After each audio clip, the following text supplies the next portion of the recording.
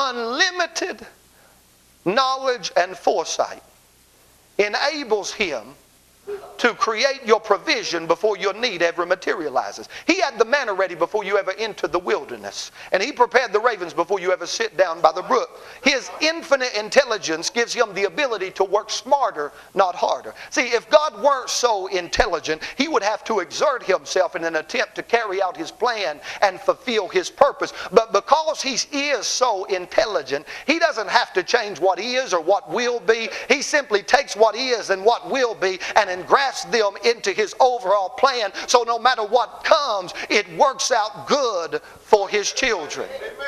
You see, God looked through the foundations of time. He looked through the recesses of time, and he's seen every event that would transpire in your life.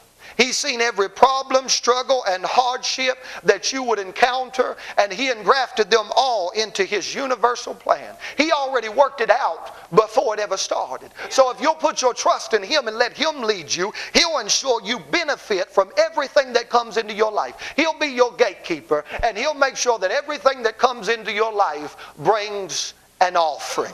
Everything that comes into your life has to pay a toll. Everything that comes into your life has to pay an admission fee. It has to give something. It has to contribute something in order to make an appearance, or God will not allow it to pass through the gate of your life and come in contact with you. So what does that mean? That means whatever has stepped into your life is about to benefit you and to contribute to you in ways that you never thought possible, ways you could have never predicted, ways that you could have never anticipated. I feel like prophesying to somebody right now through the Holy Spirit. You can go ahead and stick out your hand, because everything that has come into your life has to bring an offer. Every problem has to bring an offer. Every conflict has to bring an offer. Every tear has to bring an offer. Every diagnosis has to bring an offer. Every attack has to bring an offer. Every hardship has to bring an offer. Every heartbreak has to bring an offer. Every persecution, every abandonment has to bring an offering. Every disappointment, every devastation, every setback has to bring an offering. You can go ahead and get out the offering plate,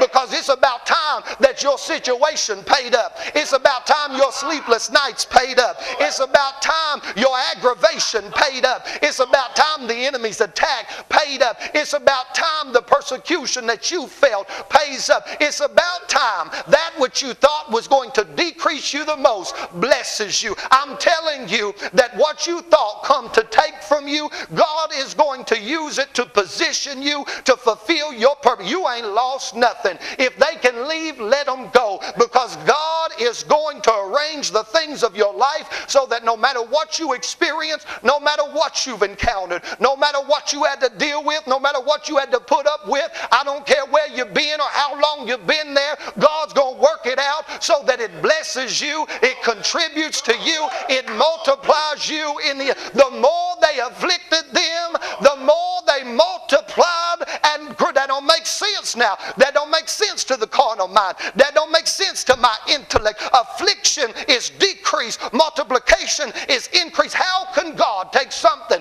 that was trying to break you down and build you up? How can God take the enemy's stumbling block and manipulate it into his stepping stone, so that when he tried to knock you down, he just built you up higher than you had ever been before? The reason that you can attain the level that you can attain is simply because the enemy attacked you.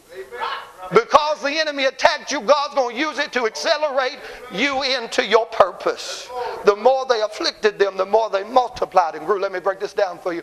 Because God's seen this attack from a long ways off, he was able to use it to fulfill his purpose. He didn't prevent it. He utilized it. He chastised his children through the enemy's attack. Earlier I said that Israel had become comfortable in a temporary environment. And the only way for them to be provoked to move into what God has for them is for him to make them uncomfortable. How did he make them uncomfortable? He made them uncomfortable through chastisement. That's right. That's right. I know chastisement is not a popular word in the church today. I know that we would rather God be a spiritual Santa Claus than a loving father that teaches his children. But bear with me, because I want to spend a couple of minutes on chastisement.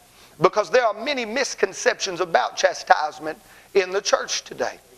Hebrews 12:6 says, "For whom the Lord loveth, he chasteneth, and scourgeth every son whom he receiveth." Sometimes love steps into your life dressed as chastisement. And if you're not careful, you mislabel it as criticism or condemnation or judgment or the works of the enemy, when all it really is a father expressing his love for his child. No, it's not comfortable, but it's still love. No, it doesn't cater to your desires, but it's still love. Yes, it causes you to want to move, but it's still love. Sometimes we think that the only form of love that we should accept is that of rose petals and chocolate hearts. But I'm telling you, when your Father loves you, He does what's best for you, even when it's difficult and painful for you to get through.